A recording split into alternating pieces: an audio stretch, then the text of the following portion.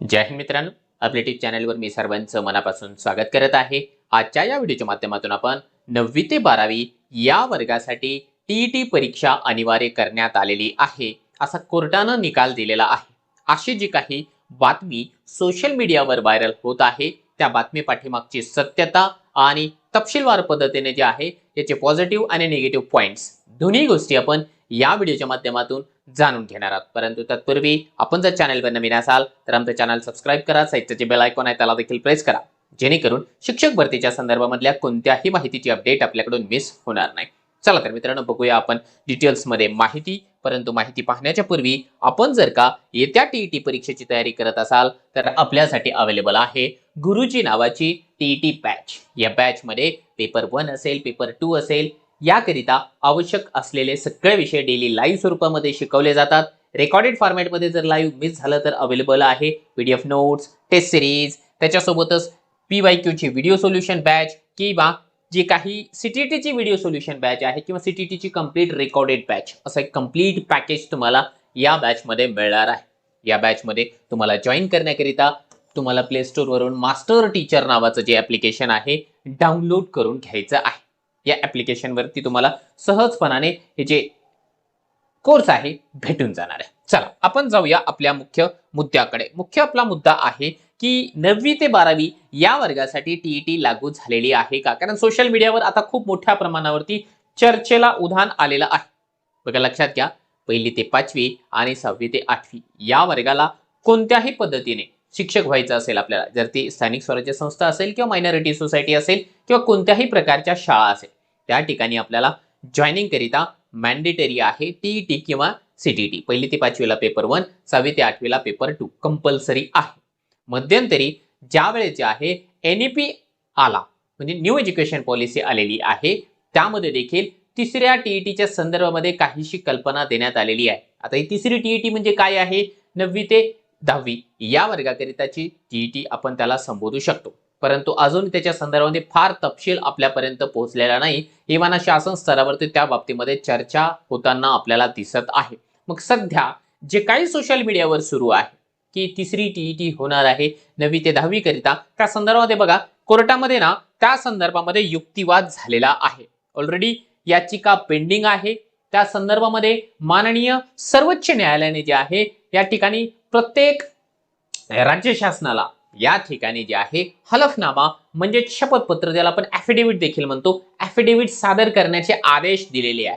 बघा, यामध्ये त्यांनी काय सांगितलेलं आहे तर थोडक्यामध्ये जर आपण पाहण्याचा प्रयत्न केला, फार फापट पसारा मी तुमच्यापर्यंत पोहोचवणार नाहीये, परंतु सर्वोच्च न्यायालयाने माध्यमिक वर्ग म्हणजे 9वी ते 12वी, बघा एक गोष्ट या ठिकाणी विशेष लक्ष देण्यासारखी आहे, फक्त 9वी ते 10वी नव्हे तर 11वी 12वी या वर्गाला देखील त्यांचा टीईटी लागू करण्याचा मानस आहे। म्हणजे याच्यामध्ये 11वी 12वीचा वर्ग देखील इन्क्लूड झाल्याचं आपल्याला पाहायला मिळतोय।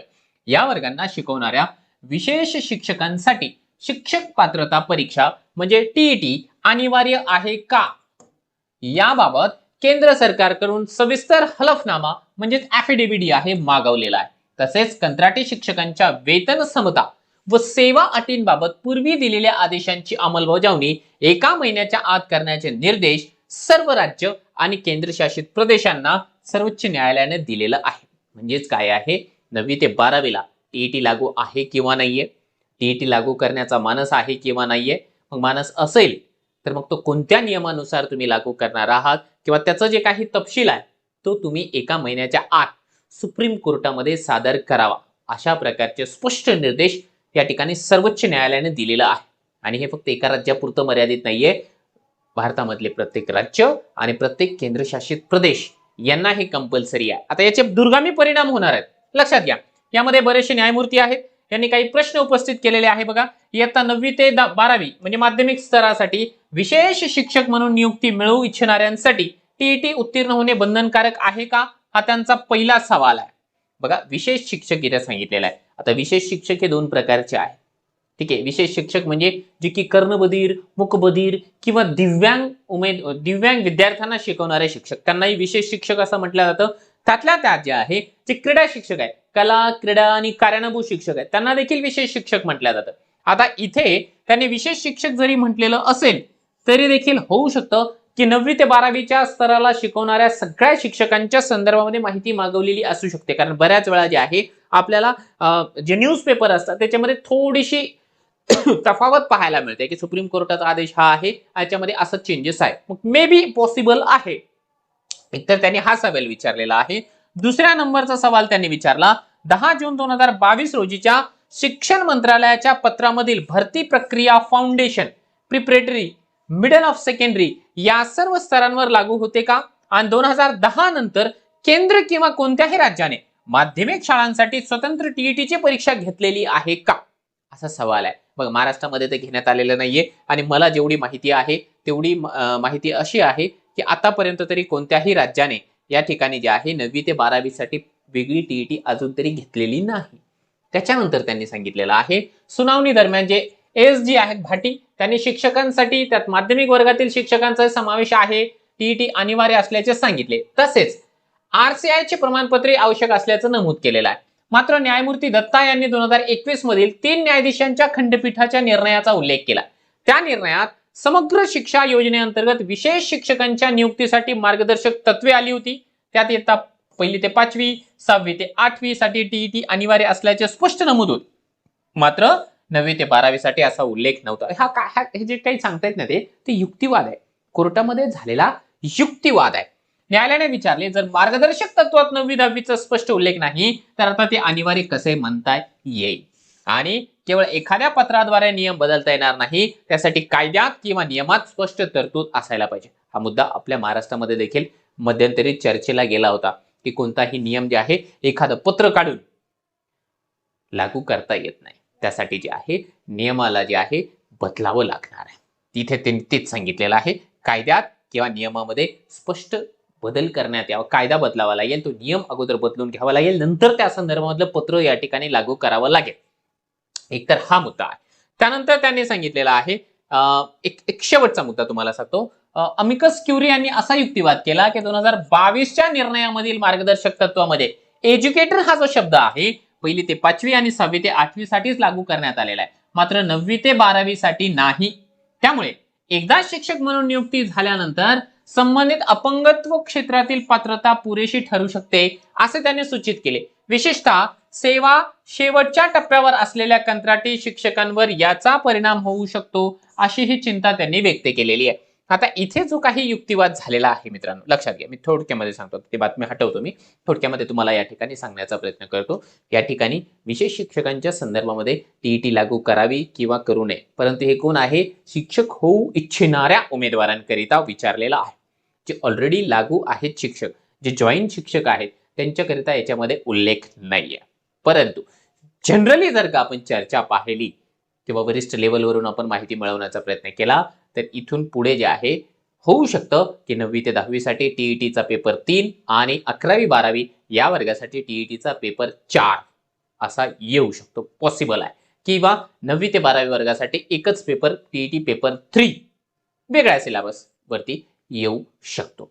आता हे कुणाला लागू असेल, जे शिक्षक होऊ इच्छितात त्यांना लागू असेल का, किंवा जे ऑलरेडी शिक्षक आहेत त्यांना देखील ते ज्या पद्धतीने 1ली ते 8वीच्या शिक्षकांना प्रमोशनसाठी किंवा सेवा जी आहे कायम ठेवण्यासाठी लागू झालेला आहे तसं लागू असेल, हे तर येणारा काळच आपल्याला सांगणार आहे. कारण ऑलरेडी हाच मुद्दा जो आहे 1ली ते 8वीचा आहे तो खूप मोठ्या प्रमाणावरती कॉन्ट्रोवर्शियल होऊन बसलेला आहे. कारण यामुळे जे आहे लाखोच्या संख्येने शिक्षकांना जे आहे या ठिकाणी फटका बसताना आपल्याला दिसत आहे. येणाऱ्या काळामध्ये आपल्याला त्याचा देखील परिणाम पाहायला मिळणारच आहे. सध्या तरी त्याच्यामध्ये कोर्टामध्ये रिव्ह्यू पिटिशन दाखल करण्यात आलेली आहे. अजून तरी कोर्टाने या ठिकाणी जे आहे येत्या 2 वर्षापर्यंत त्यांना कालावधी दिलेला आहे, डेडलाईन दिलेली आहे. त्या डेडलाईन पर्यंत आपण टीईटी पात्र करा, अन्यथा आपल्याला आपल्या सेवेचा या ठिकाणी राजीनामा द्यावा लागेल, असं स्पष्ट निर्देश त्या कोर्टाच्या निर्णयामध्ये सांगण्यात आलेला आहे. मग आता राहतो आहे प्रश्न, आता सध्याच्या घडीला 9वी ते 12वी वाल्यांनी काय करायचं आहे, किंवा आता आपली जी काही भरती होणार आहे त्या भरतीमध्ये या संदर्भामध्ये काही नियम येऊ शकतो का, तर तुम्ही अजिबात त्याच्या संदर्भामध्ये चिंता करायची नाहीये. सध्या चालू असलेल्या भरतीमध्ये फक्त 1ली ते 8वी या वर्गासाठी टीईटीचा किंवा सीटीटीचा पेपर लागू आहे. 9वी ते 12वीला सध्या तरी या ठिकाणी टीईटीचा कोणताही पेपर लागू नाही, परंतु येत्या काळामध्ये फार होऊ शकतं की आपली ही भरती संपल्यापर्यंत हा जो नियम आहे 9वी ते 12वीचा तो येऊ शकतो. त्याच्यामुळे बेटर आहे की आपण अगोदरपासूनच त्या संदर्भामध्ये तयारीत राहायला हरकत नाही. त्या उमेदवारांना त्या संदर्भामध्ये तयारी करायची आहे त्यांनी आपल्या अभ्यासाला आत्तापासून सुरुवात करावी. जे शिक्षक ऑलरेडी जॉईन आहेत त्यांनी देखील आपला प्रत्येक विषयाचा बेसिक जो आहे तो पक्का करून ठेवण्यासाठी या ठिकाणी प्रयत्न करायचा आहे. आणि तुम्हाला जर का तयारीच करायची असेल तर तुमच्या तयारीला जोड म्हणून आपल्या मास्टर टीचर या ॲपवरती तुम्हाला मित्रांनो गुरुजी नावाची बॅच अवेलेबल आहे.